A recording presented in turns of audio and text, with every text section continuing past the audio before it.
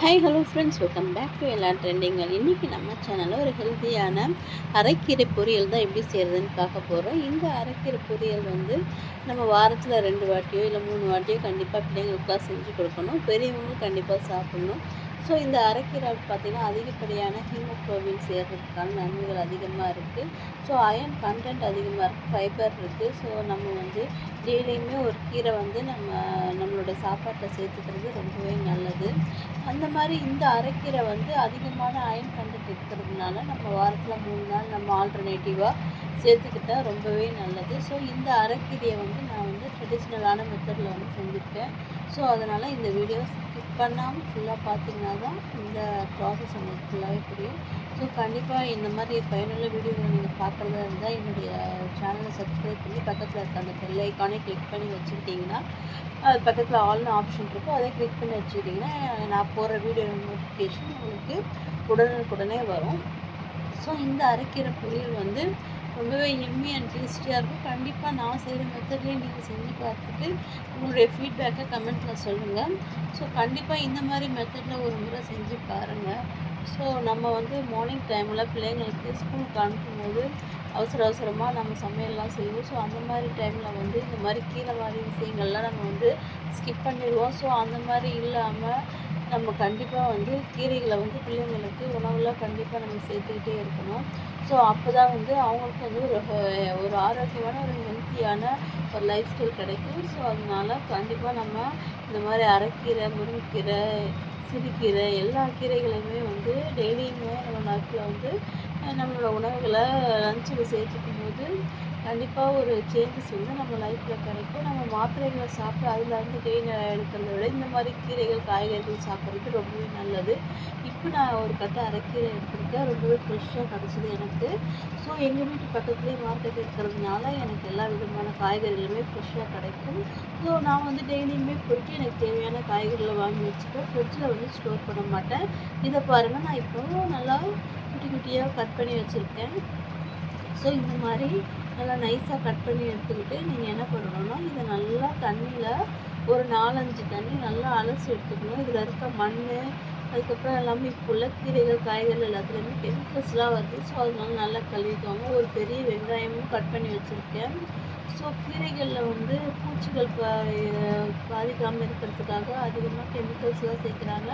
So அதனால நல்லா கழுவிக்கோங்க. அலசி ஒரு 4-5 தண்ணி கழுவி எடுத்துக்கலாம். இப்போ ஒரு பேன் எடுத்து அதில் கடுகு, உளுத்தம் பருப்பு போட்டு நல்லா பொரிய விட்டுக்கிறேன். ஸோ கடுகு, உளுத்தம் பருப்பு நல்லா பொரியிற வரைக்கும் நம்ம வெயிட் பண்ணிப்போம். ஸோ நல்லா பொரியட்டும்.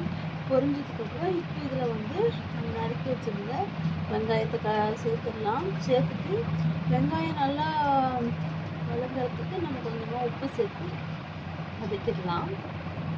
ஸோ உப்பு சேர்க்கும் போது வெங்காயம் நமக்கு சீக்கிரமாக வதங்கி கிடைக்கும். ஸோ அதனால் உப்பு சேர்த்து நல்லா வதக்கிட்டு நம்ம ஆல்ரெடி கழுவி வச்சுருந்த கீரையை இந்த பேனில் ஆட் பண்ணிக்கலாம். ஸோ கீரைகள் நம்ம ஃபஸ்ட்டு கட் பண்ணிவிட்டு பேனில் சேர்க்கும் போது அதிகமாக தெரியும். ஸோ அது அடுத்த ஒரு 5 நிமிஷத்துலேயே பார்த்தீங்கன்னா அது நல்லா எண்ணெயில் வதங்கிட்டு அது நல்லா சுண்டி ரொம்ப மீடியமான அளவுக்கு வந்துடும். ஸோ ஃபஸ்ட்டு நம்ம பேனில் சேர்க்கும் போது இந்த மாதிரி தான் அதிகமாக இருக்கிற மாதிரி இருக்கும். ஸோ இதை நம்ம கொஞ்சம் நேரம் அப்படியே விட்டுட்டு அதுக்கப்புறமா நம்ம நல்லா பெரட்டி விடும்போது அது அதனோட குவான்டிட்டி கம்மியாகிடும். ஸோ இந்த மாதிரி கீரைகள் நம்ம கண்டிப்பாக உணவில் சேர்த்துக்கிறது ரொம்பவே நல்லது. ஸோ கீரைகள் நம்ம ப்ரெக்னெண்ட்டாக இருக்கிறவங்களும் சரி, இல்லை ஹீமோக்ளோபின் சத்து கம்மியாக இருக்கிறவங்களும் சரி, 40 டேஸ் இந்த அரைக்கீரை சாப்பிட்டு வரும்போது கண்டிப்பாக ஹீமோக்ளோபின் அளவு 2-3 பாயிண்ட்டு நமக்கு இன்க்ரீஸ் ஆகிருக்கும். இதோடு சேர்க்குறதுக்கு நான் 2 சில்லு தேங்காய், 2 வரமிளகாய் எடுத்து நல்லா இந்த மாதிரி திரித்து எடுத்துருக்கேன். ஸோ இந்த மாதிரி நல்லா பவுட்ரு பண்ணி எடுத்துகிட்டு நம்ம இந்த கீரையை கொஞ்சம் ஒரு 1/2 வேக்காடு வெந்ததுக்கப்புறம் அதில் சேர்த்துடலாம். சேர்த்துட்டு நல்லா ஒரு 10 நிமிஷம் அப்படியே சிம்மிலே போட்டுருங்க. பாருங்கள், நமக்கு கீரை நல்லா சூப்பராக நல்லா அந்த மசாலாலாம் சேர்ந்து ரொம்ப டேஸ்டியான ஒரு எம்மியான ஒரு ஸ்ட்ரக்சர் கிடச்சிச்சு. ஸோ எம்மியான இந்த அரைக்கிற பொரியலை இப்போ ஒரு பவுலுக்கு மாற்றி எடுத்துகிட்டு நல்லா சூடாக பிள்ளைங்களுக்கு பரிமாறுங்க. ஸோ இந்த அரைக்கிற பொரியலோட ரெசிபி உங்களுக்கு பிடிச்சிருந்தா இந்த வீடியோவுக்கு ஒரு லைக் கொடுத்துட்டு உங்கள் ஃப்ரெண்ட்ஸ் அண்ட் ஃபேமிலிக்கு ஷேர் பண்ணுங்கள். கண்டிப்பாக என்னோடய சேனலை சப்ஸ்கிரைப் பண்ணி சப்போர்ட் பண்ணுங்கள். என்னோடய சேனலில் இது மாதிரி பயனுள்ள வீடியோக்கள் அடிக்கடி வரும். ஸோ கண்டிப்பாக என்னோடய வீடியோக்கள்லாம் தவறாமல் ஃபாலோ பண்ணுங்கள். Thank you friends.